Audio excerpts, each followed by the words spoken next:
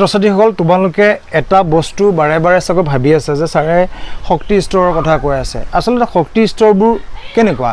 এই কে L M ইয়াত মানে কিমানটা মৌল সোমাব পাৰে বা কি মৌলবোৰ যে ভাগ বতৰা হৈ আছে কেনেকৈ হৈ আছে তাৰমানে আচলতে ঘটনাটো কি প্ৰতিটো মৌলত শক্তি স্তৰ থাকে কে এল এম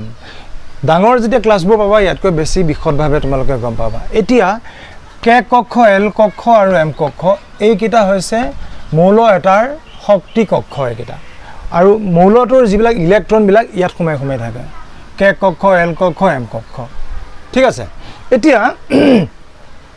ফৰ্মুলা এটা আছে টুৱাইছ এন স্কোৱাৰ প্ৰতিটো কক্ষত কিমানটা ইলেক্ট্ৰনে স্থান পাব সেইটো এই ফৰ্মুলাটোৰ ওপৰত নিৰ্ভৰ কৰে টুৱাইছ এন স্কোৱাৰ আৰু এন মানে হৈছে কে টোক নাম্বাৰ 1 বুলি ধৰিব কক্ষ এল টোক নাম্বাৰ 2 বুলি ধৰিব আৰু এম টোক নাম্বাৰ 3 বুলি ধৰিব এটা কে কক্ষত ফৰ্মুলাটো টুৱাইছ এন এন নাম্বাৰ কিমান আছিল কেট 1 সো এনৰ জায়গাত 1 হ'ব 1 স্কয়াৰ হ'ব 2 into 1 কিমান হ'ব 2 that means কে কক্ষত ম্যাক্সিমাম দুটা ইলেক্ট্ৰন সোমাব পাৰে যদি কোনবা এটা মৌলৰ দুটাতকৈ বেছি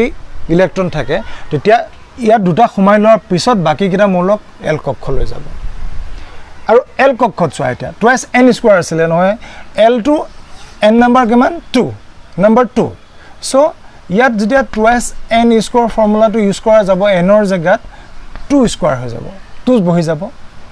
2 square so 2 into 2 square 4 that means 8টা এল কক্ষত সম্পূৰ্ণ 8টা ইলেক্ট্ৰন সোমাব কম সোমাব পাৰে ধৰিলো কোনোবা এটা মৌলৰ ধৰি লোৱা সাপোজ নাইট্ৰজেনৰ পাৰমাণৱিক সংখ্যা 7 ইলেক্ট্ৰন 7টা আছে সো কে কক্ষত প্ৰথম দুটা সোমাব বাকি কেটা ৰল 5টা ইয়াত সোমাব ম্যাক্সিমাম যেটো আছে এটো 8টা সোমাব পাৰে এল কক্ষত কে কক্ষত ম্যাক্সিমাম দুটা সোমাব পাৰে এম কক্ষত চোৱা টুৱাইছ এন স্কয়াৰ এম মানে number 3 to 3 square 2 into 3 square মানে 3 3 9 9 18টা আৰু এম কক্ষত 18টা সোমাব পাৰে ম্যাক্সিমাম ওকে আৰু শক্তি স্তৰবিলাকত ইলেক্ট্ৰনৰ ভাগ স্থানবিলাক ভাগ বতৰাবিলাক এনেকৈ হয় এতিয়া ধৰি লোৱা মই কথা এটা কৈছো এতিয়া ধৰি লোৱা এটো কে কক্ষ কে এল এম ওকে এটা হাইড্ৰোজেনৰ পাৰমাণৱিক সংখ্যা 1 সো কে কক্ষত এটা ইলেক্ট্ৰন সোমাই যাব আৰু হাইড্ৰোজেনৰ ইলেক্ট্ৰনীয় বিন্যাস হেতুৱে কে কক্ষত এটা ইলেক্ট্ৰন আৰু ধৰি ললো হাইড্ৰোজেন হিলিয়াম লিথিয়াম বেৰিলিয়ামৰ পাৰমাণৱিক সংখ্যা 4 ইলেক্ট্ৰন 4টা আছে ইয়াতে দুটা সোমাব ম্যাক্সিমাম কে কক্ষত ম্যাক্সিমাম দুটা ইলেক্ট্ৰন সোমাব পাৰে তাৰ পিছত দুটা ফিল আপ হৈ যোৱাৰ পিছত আৰু ইয়াত তিনিটা সোমাব নোৱাৰে আৰু বাকি কেটা ৰল আৰু বেৰিলিয়ামৰ 4টাৰ পৰা দুটা গলে আৰু দুটা থাকে সেই দুটা ক'ত সোমাব এলত সোমাব জপিয়া পেলাই এমত সোমাব নোৱাৰিব তো বেৰিলিয়ামৰ ইলেক্ট্ৰনীয় বিন্যাস হৈছে কে কক্ষত দুটা এল কক্ষত দুটা 2,2 ওকে ঠিক তেনেদৰে এতিয়া সোডিয়ামৰটো চোৱা সোডিয়ামৰ ধৰি লোৱা এতিয়া পাৰমাণৱিক সংখ্যা 11 সো প্ৰথমতে ইয়াত কেটা সোমাব কে কক্ষত ম্যাক্সিমাম দুটাই সোমাব পাৰে কাৰণ দুখন সিটে আছে দুটা স্থানে আছে সো দুটা সোমালে দুটা 11টাৰ পৰা দুটা গলে কেটা থাকিব 9টাৰে ইয়াত এল কক্ষত কেটা সোমাব পাৰে ম্যাক্সিমাম 8টা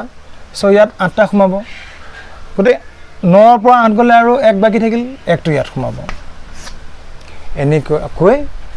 ভাগ বতৰাবোৰ ইলেক্ট্ৰনৰ সজ্জাবিলাক ইলেক্ট্ৰনবিলাকক এনেকুৱাকৈ বিন্যাস কৰা হয় আকৌ এটুকে ইলেক্ট্ৰনীয় বিন্যাস বুলি কোৱা হয় আৰু এনেকুৱাকৈ শক্তি কোষবিলাকত কে এল এম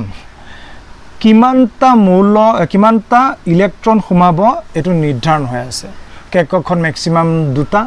এল কক্ষত 8টা আৰু এম কক্ষত ম্যাক্সিমাম 18টা